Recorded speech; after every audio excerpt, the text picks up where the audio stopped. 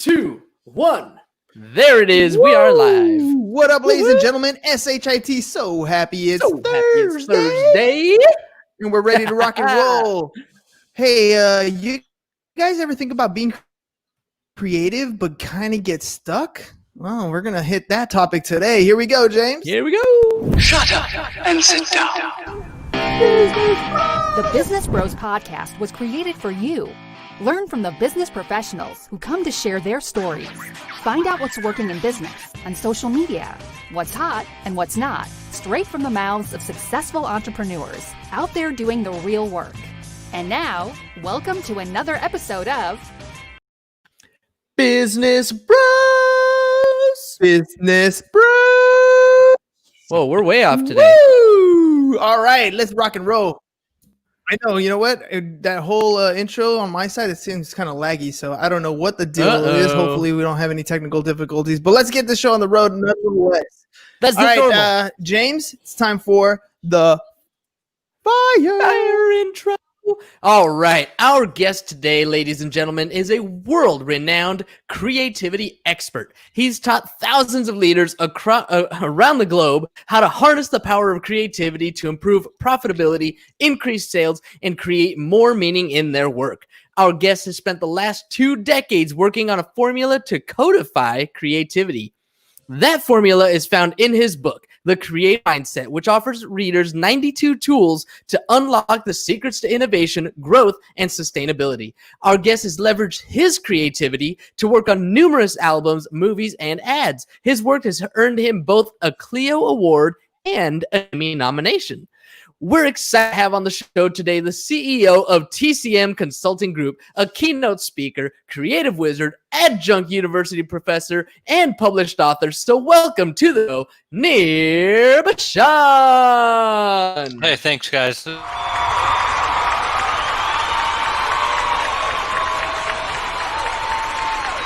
I need to take this around with me wherever I go. We'll have it on a track ready for you. Totally. Definitely. All right, I think I got to end this live stream over here because I think that's messing. Sorry, Instagram. We're gonna cut you off here a second. I don't know what the deal is, but either way. All right, because I am laggy over here on my side. So James, you're gonna run all the video for today. Nir, I can hear you got it loud and clear, so we're good. We're good on that end. All right, so let's and James, let's start off with our 2 truths and a lie. Let's run that segment. Let's run it.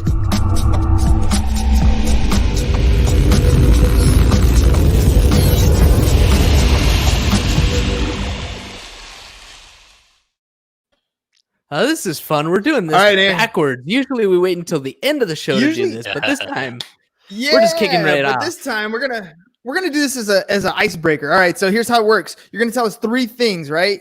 2 of them are gonna be truths. 1 of them is gonna be a lie. James and I are gonna try to decipher which one is the lie. So go ahead, Nir. 3 things. Shoot. Okay, 3 things.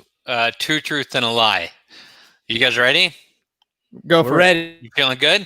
All right, so Feeling good. Here we go. 2 truths and a lie in random order. 1, I have done the Appalachian Trail from start to finish. I have owned and currently own 2 Porsche vehicles. I have surfed in Baja to San Francisco. What? Okay. So we got 2 traveling trips and sports cars here. 2 traveling trips and sports cars. So I don't know anything about you yet, other than you're pretty creative. Surfing from Baja to San Francisco sounds tough, but so does the Appalachians. I'm gonna go with the car has to be true. It's the only one that's a little off. So the traveling, it has to be between the 2 traveling. I'm going to go with the Appalachian sounds epic. I don't know if I see you as a surfer. I'm going to go with the surfer as a lie. James, what do you think? Oh, that's a toughie. I want to give him the benefit of the doubt and say that he's a hardcore, like, I'm gonna get out there and be a badass surfer and hiker and like camp and do all this crazy stuff. So I'm just going to say that maybe you don't own 2 Porsches. All right. Nir, which one was the lie? The lie with the Appalachian Trail. Never done it. Oh, The others are true. Yeah. Yeah, I'm a bit of a car nut. yeah, that's awesome. I'm So into it. I put the two trips together. I was like, one of them's got to be out there. One of them's got to be. Just, you did go from Baja to San Francisco? Yeah, dude. I used to surf and do some epic trips where we'd go with some friends and a couple of weeks time and just hit up all the spots, and we made some epic memories and met some amazing people. Stopped in San Diego for a while too, so surfed at Black's and all those places. Nice. Hell yeah. In Black Manor or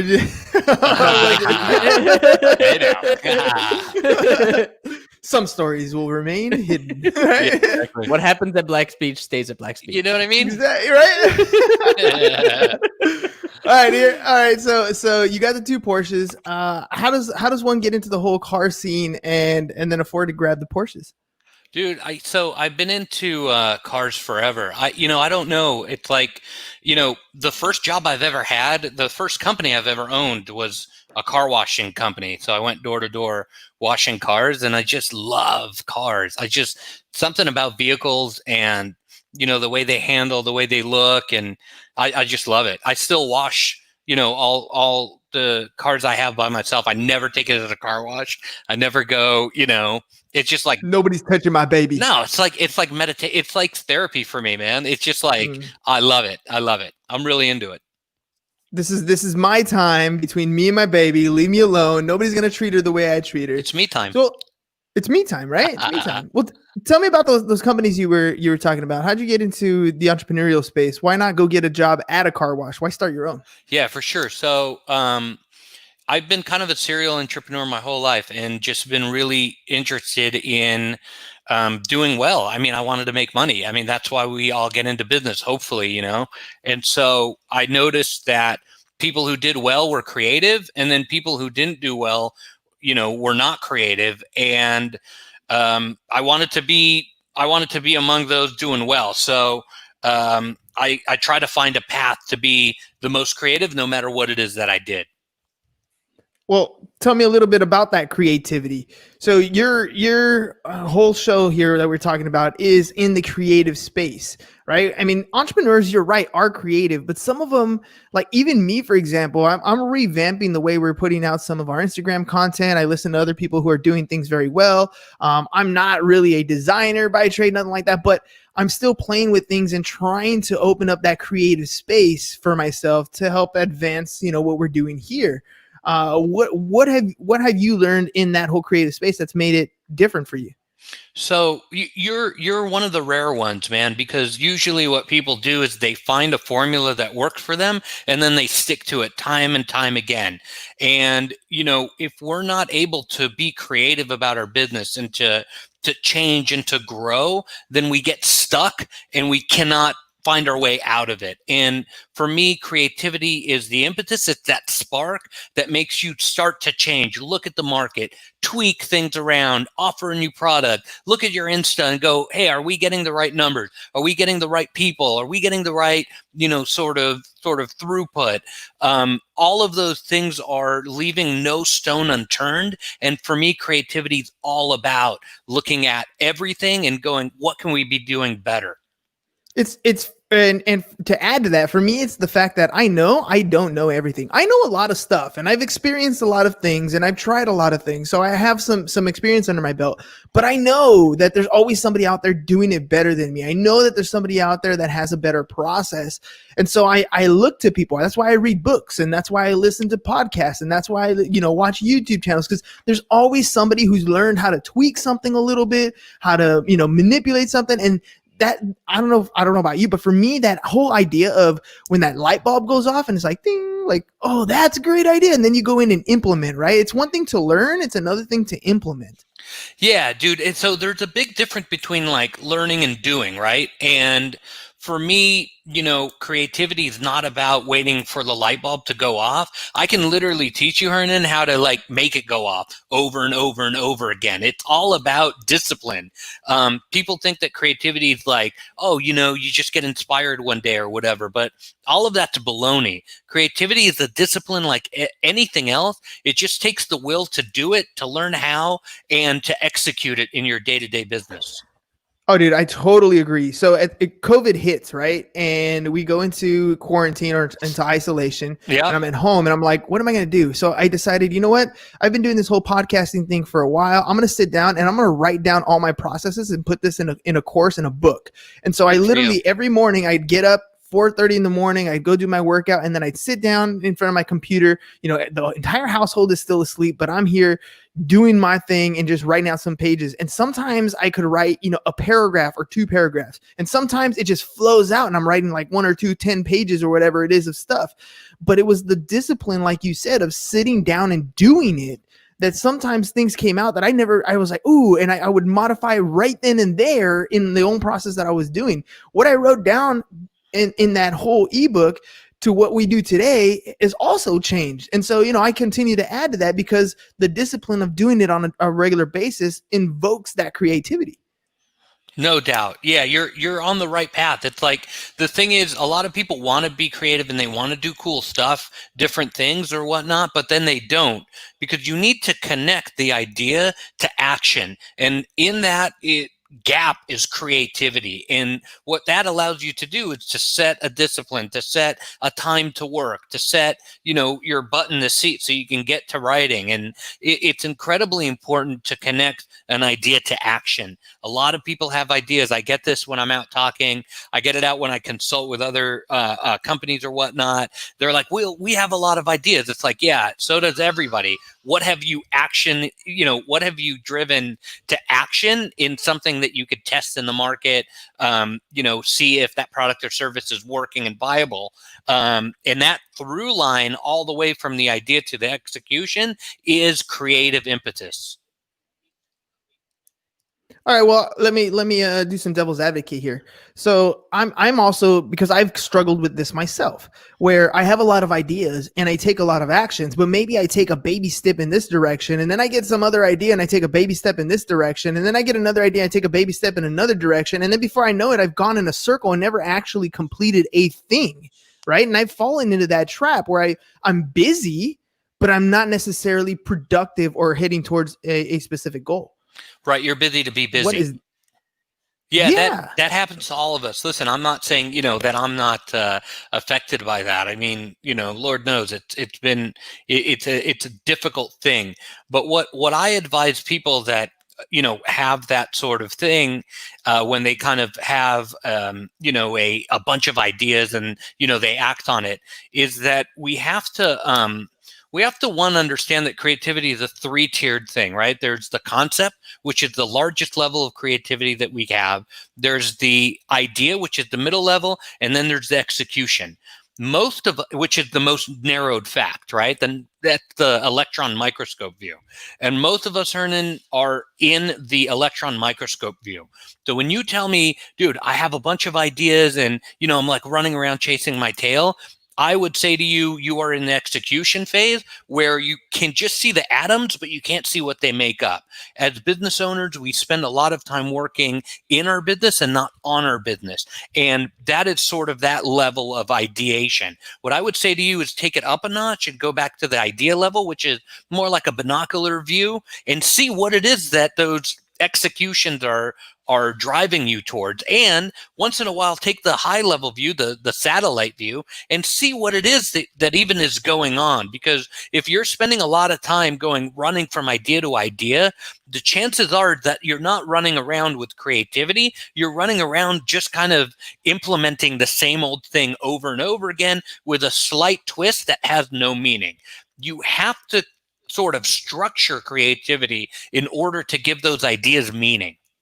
It sounds a lot like what James and I always are discussing when he's talking about having a vivid vision, and we talk about, what's the 5-year goal, what's the 1-year goal, what's the quarterly goal, what's the monthly goal, what's the weekly goal, and then what are you going to do today? And all of those should line up to the same type of approach. You should have, and it really is, for me, journaling has been one of those helpful things, because I journal in the morning now, and I start off with reflecting on what did I try to do the day before, and what actually happened. And then I go from there, I go into, some gratitude, what am I thankful for? What am I grateful for today? So I'm in a positive mindset. And then I go into what's my intent for the day. And I'm looking at my intent for the day, focused on what's my goal, my overall goal for this month, or my overall goal for this quarter, right? And that really allows me to focus. And I might have a list of, 6 or 7 things that I want to do for the day, but I start with that number one thing that I need to get done. What's my one thing that if I get this done, I'm already on a better approach. And then I can knock other things off my list. And then when at the end of the day, I can reflect back and be like, how did it go? What production did you do? So you mentioned 2 really important things, right? One is writing stuff down. And when we put out the book, I had to do a lot of research. The book's out with McGraw-Hill Business, right? And they're not, every little detail in there has to be like cross-checked and double-checked, and like, so it's legit, right? And we found that when you write something down, it activates a different part of the mind that actually takes it to another level. It's not just like you saying it, you writing it down activates a more serious and substantial activation of the mind, which is really important. The second thing that you mentioned was that you have a way of, prioritizing the idea, and priority along with writing something down is a winning combo, because when you write stuff down, you're able to compartmentalize it to see sort of what it is, and it creates a materialized journey for you as you move forward. Again, creativity is all about looking at the most important thing, creating that journey forward, and materializing a path from that idea to action. So tell me about that journey then. I want to know your journey when you're writing the book. That is a process, right? I mean, I wrote an ebook. It didn't go through a bunch of editors. It didn't go through people cross-checking anything. It was just, this is my process. This is what I do, and hopefully it'll help you. You went through the nitty-gritty, man. Like, Dude, for McGraw-Hill to publish, that is no easy feat. Yeah, it's no joke. And what it is it's really a process of, it's kind of a microcosm of all creativity, right? You come up with an idea, you share it with people, they test it out in the market, they go, yeah, this is a viable thing. They do their research, and they come back to you and say, yeah, we'd like to, put this book out. And then you kind of come up with an outline, and then there's a lot of tweaks on the outline, and then you start writing the chapters. There's a lot of tweaks on the chapters. Then where did you get that quote? Where did you get that attribute? And then it sort of like crunches all the way down till it distills into something meaningful. Listen, I'll probably get a ton of emails from people because I don't know what I'm talking about. But if you distill sort of like, whiskey, right? Or bourbon or whatnot, you have kind of a 3-step process. On the top, you put all the raw ingredients, right? You got, corn, and you got water and yeast and all this other stuff. And then you let that sit for a while, right? And then the next step down, the middle step, it's now like, it's not whiskey yet, but like you could tell that it's alcohol now. You kind of, it smells, and, you take all of the hard sort of, stuff out of it. You take the corn pieces out and stuff like that, and it's a liquid. And then you further strain it down, and at the end you get like, bullet bourbon from, 2019 or whatever, small batch special release, right? So creativity for me is about taking those 3 steps and applying it to anything that you do in order to really distill the meaning and have that ability to execute on the creative idea. So when somebody's thinking about the whole creative process, because that sounds really in depth, right? That sounds like this is how you're going to accomplish an end goal. But when people think of creative, they think of that first initial like aha moment, like, oh, I'm going to grab this piece of paper and it's blank right now. And when I'm done, I'm going to have a, Picasso masterpiece or something like that. Like, and that's, to me, that's when I think of creativity. How do I get that light bulb to go off there? You know what I mean? At the very beginning. Right. So listen, we were all born creative, and then somewhere along the way we lost it. It was our teachers at school, it was, society, so on and so forth. And what ended up happening is we developed and overdeveloped the analytical part of our mind. The analytical part is the spreadsheets and the P&L and it's just that Excel logic. And we have kind of missed out on half of our ability to solve problems. And so when we think of creativity now, we are like, oh, it's art. Or, oh, it's that idea I had in the shower 3 years ago. But what those things are is creativity trying to get up through your system, through your head, and through your body, as it tried to do since you were a little child, right? And you never listen to those ideas. 99% of people out there are like, that's too out there. I don't want to risk my reputation. I don't want to risk, my ego won't allow me. But those ideas that kind of bubble up are some of the most important things that you can ever come up with for your business. Now, I'm not saying to get rid of the analytical side. I'm saying we need to combine them a little bit better. Listen, Hernan, everybody's left or right or whatever. We need more balance. We need more center thinking in our life and in our businesses. It's funny that you say that. Literally this morning, my Instagram message was about those side notes, right? So like for me, I in the morning when I'm going for my run, I'm listening to, my group, because we have a 5 a.m. call, from 5 to 5:15. And then after that, I'm listening to an audiobook or listening to YouTube, whatever it is. And as I'm listening, there are times when I hear something that triggers a thought, right? And it gives me that idea. And I'll go on a tangent. And sometimes in my own mind, I'm like, oh, you just missed out on part of the book, or, oh, you're not focused anymore. But today I was thinking, I was listening to the book, and the book was actually saying, no, pay attention to those little side notes. Those side notes are your mind trying to tell you this is something that you asked the question to. Maybe not today. Maybe you asked that question, 3 weeks ago, a month ago, a year ago, but it came up with the answer. So, have like a pen and paper or something handy where you can take that thought that you were out on and literally write it down. So now you have taken the answer out of your mind's, possession. You've put it down on paper, and you can refocus your attention and come back to that thought a little bit later. But now it hasn't escaped you. If you give your mind a question, it will begin to answer it no matter what the question is. It may not answer it right at that moment, but it will come up with the answer. And it could be at that time, like you're talking about, in the shower or while you're driving or, while you're listening to something else. It gets the answer that it's looking for. No doubt. And that's creativity trying to come out. And, we've spent so long overloading our analytical side that, these ideas are really kind of dying to get out, man. They need to get out there. And it's a shame because most people don't act on those ideas. They don't develop them. I feel like we could have easily have cured cancer by now.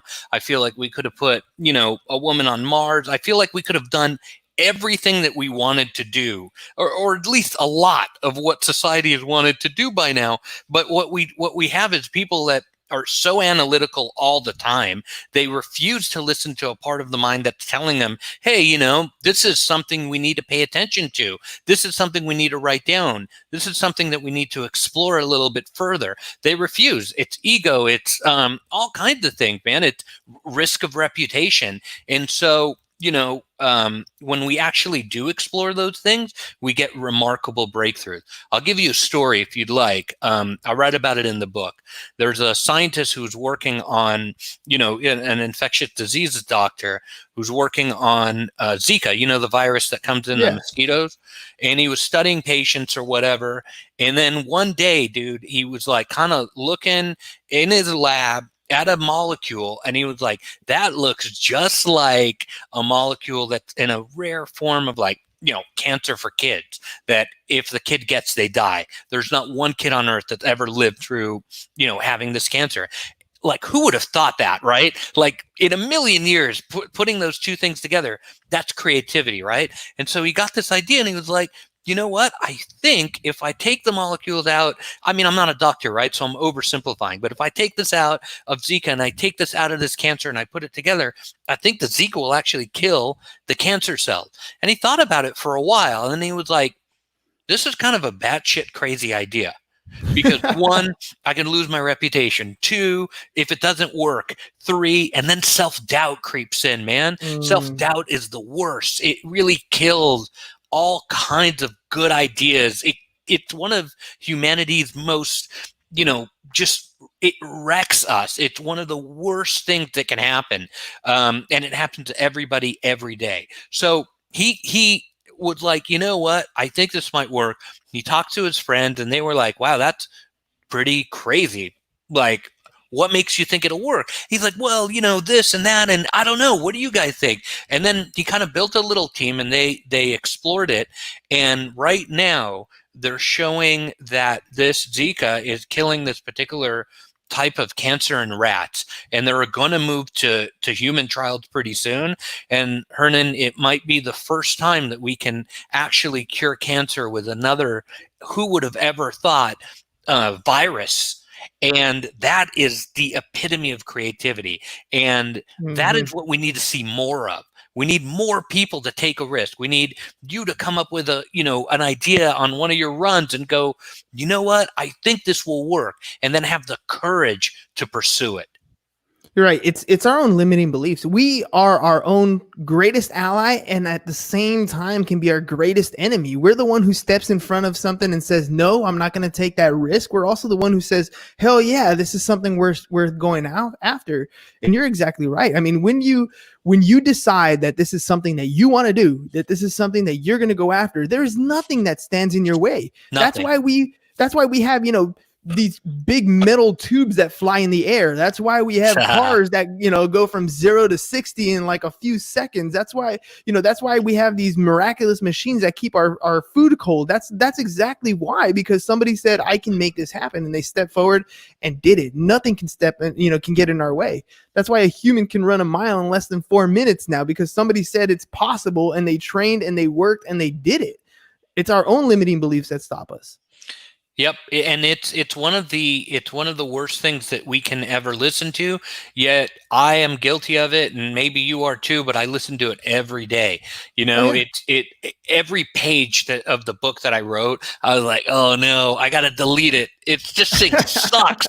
I was like, delete it, delete. I mean, it's one of those overpowering things that we need to learn how to work with. We need to learn how to develop, and so that creativity can come out and help us solve problems.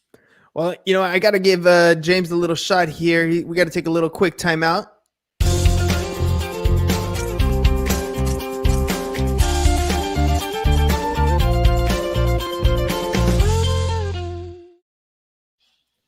And we're having such a good conversation. I was like, I think I was going to skip James for a while there.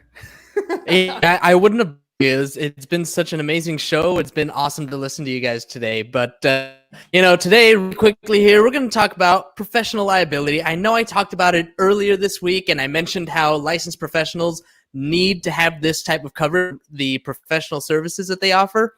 Guess what? This includes contractors. Many owners and contractors fail to realize that contractors perform some measure of professional services on nearly every construction project. The most obvious example is design build project, where the contractor is responsible for both the design and construction. Contractors may also perform professional services if they advise their clients during a project's design phase. So things like value engineering, constructability reviews, and other types of pre-construction services fall into this category as well. Not to mention temporary work like shoring, false work, dewatering, and other types of means and methods work. So all of this is design services, and these design services are not covered by your general liability insurance. Your general liability covers you if, for example, you leave a nail sticking out of a corner and somebody cuts themselves on that nail and all of a sudden they get tetanus and their arm cut off. Okay, that's your general liability. You're covered. But the professional liability is for the design portion of the construction and protects your business from a lawsuit resulting from unsatisfactory designs and engineering. So I hope this was an explanation for you. If you have any questions or need any advice, give Pipeline Insurance a call at 877-928-994 and follow me on Twitter at InsuranceBroham.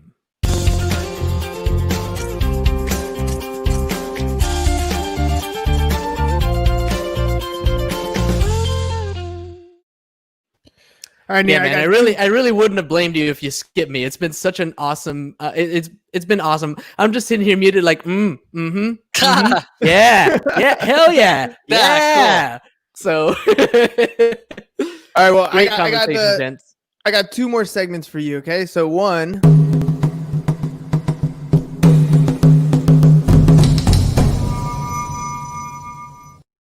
What's some advice you would give to young entrepreneurs? Nir, you can go back and talk to yourself, a few years back, 20 years ago or whatever. Like, what advice would you give yourself?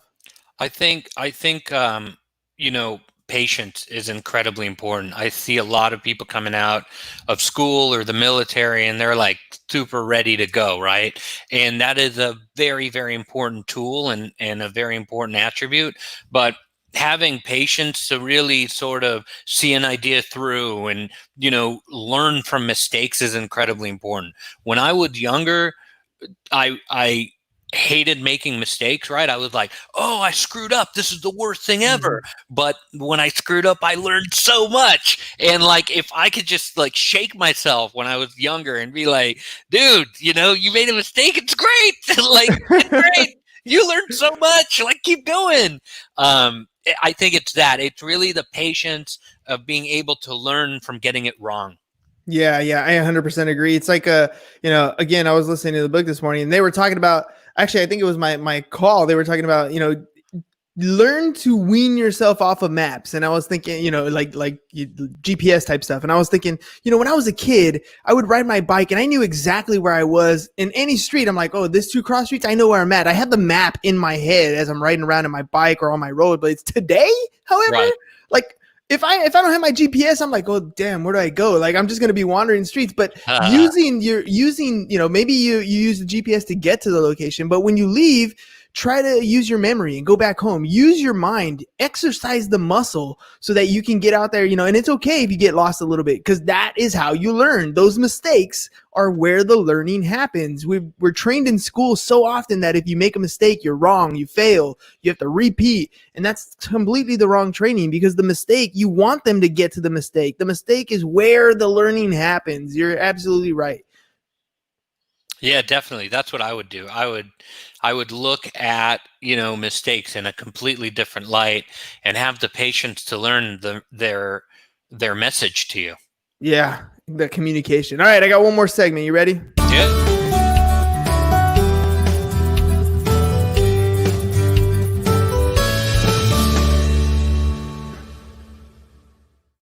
Part of learning is also being able to take critiques and criticism. So we want to know what your experience was like on the Business Bros podcast. I know you've been on other shows before. I know you've been on stages. I want to know what your experience was like with us.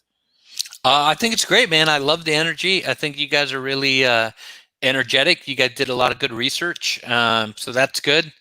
Yeah, man, it's been a good show. I'm really glad to be here and I'm really happy you guys picked me. I know you get a ton of people, constantly coming at you guys to be on the show, and I know it's a real successful show. So I don't know. I'm pretty honored to be here. I hope I was able to be helpful to people. I mean, I love the conversation we had. I mean, believe me, it's I think when we look in the mirror, we often don't see the person we want to be. We see the person that we aren't. Right. We look at everything negative about ourselves. We look at the wrinkles. We look at, that pimple. We look at, the hair loss. We look at everything negative about ourselves rather than what everybody else sees, which is who we actually are and the positive, the things that we can achieve. And so sometimes, being able to talk to somebody else who's like, understands that we have those limiting beliefs that we all are like that. We all have that shame bug inside of us,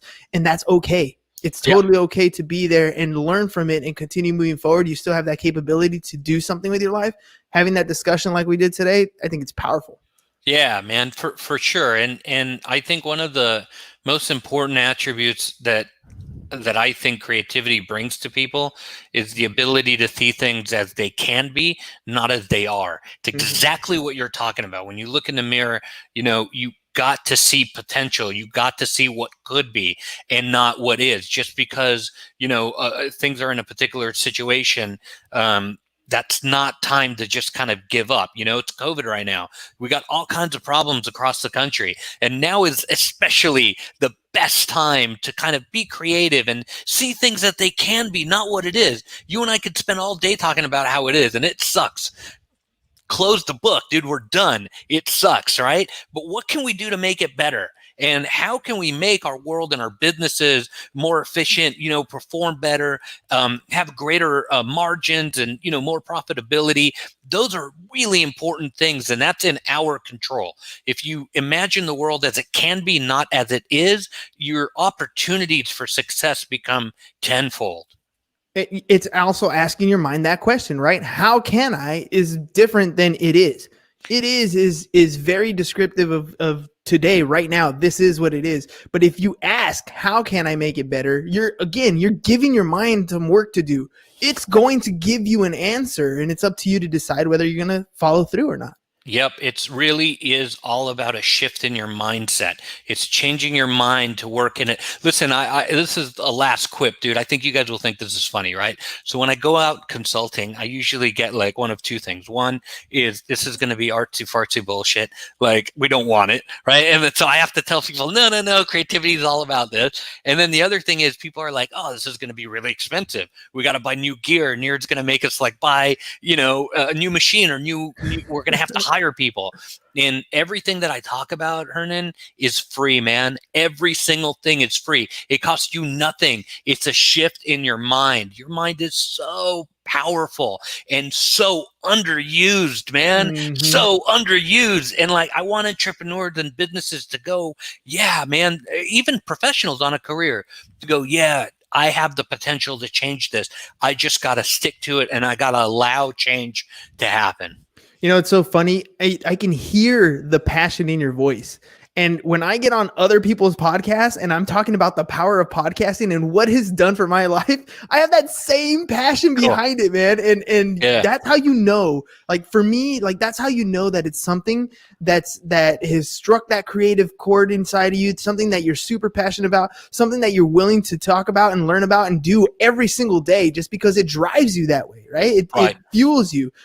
I hope, and when I go on as a guest on other people's shows, I hope that passion fuels them to do something, right? To take that action, because you're right. This thing right here between your ears, that little noodle thing between your ears, that is so much power. And if we use it for negative things, it will work extremely well. But you can also use it for positive things and use that same power to take in the direction that you want to go in. But it's completely up to you. Its perspective is key. It's everything. Can I ask you one question now? Oh yeah, 100%. Is James crying? It should be, huh? he actually wears his heart on his sleeve. Watch, James. Yeah, I don't know if you can see it from there, but James, a little bit, right? Are you tearing up over there? There we go. There it is. Are you cutting an onion? Oh man, it's just like I'm laughing over here and just really enjoying your guys' conversation. I know exactly that passion that Hernan's talking about. Definitely, we can hear it. Like you guys have been going and forth, and I'm just like yes. Everything you're saying on point. Oh man. And yes, James is a crier. He is. He's a crier. 100%, dude. 100%. When every single time that Tony Stark snaps his fingers and says, "I am Iron Man." Shit! Language. Wait a second. No one else is going to deal with the fact that Cap just said language. I know. Every time. R.I.P. Tony. R.I.P. Tony. R.I.P. Anyway, also a huge Marvel fan. All right, Nir, thank you very much for taking the time to come on our show, man. Again, thank you for bringing the heat, bringing the passion, and I had a blast. Hopefully we can get you on again. I would love that, you guys. Thanks for having me again, really. Ladies and gents, SHIT, so happy it's Thursday. Enjoy the rest of your day. That's all we got for you guys today. Peace. Bye. And we're out. Thank you for listening to the Business Bros Podcast. Are you looking to get more clients or to increase your income? Hernan, the business bro, can help you generate referrals through the power of podcasting. And James, the insurance bro with Pipeline Insurance, can help you effectively add insurance to your existing business. If you are ready to create wealth today and generational wealth for tomorrow, email businessbros@csfirst.com to schedule a free consultation or join the Business Bros Network, www.businessbros.biz.